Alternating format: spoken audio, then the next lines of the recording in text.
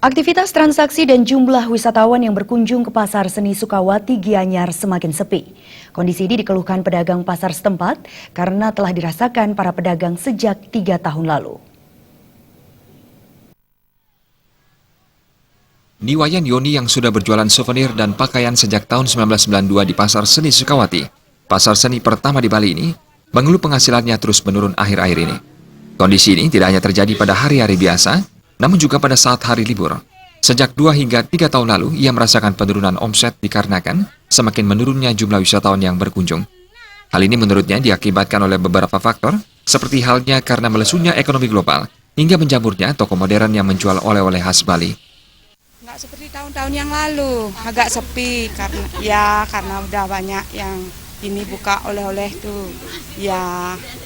Ya ada sedikit, tapi nggak seramai ya tahun-tahun yang lalu nggak tahu di sini kita kan langsung dibelanjain gitu, berapa sisa uang pulang itu berarti untungnya gitu. Kita nggak pernah nyatet berapa laku. Hal senada juga diungkapkan oleh Made Umbara yang sudah 20 tahun menjadi penjual lukisan di Pasar Seni Sukawati. Selama berjualan, ia sangat merasakan bagaimana awal pasar ini menjadi primadona hingga mengalami penurunan pengunjung yang cukup signifikan. Ya kurang lebih ada 20 tahun. Ya, pengunjung itu tetap ada itu Pak. Tapi kalau gininya, kalau persentase dari tahun ke tahun tuh pasti mengurang lagi sedikit tuh.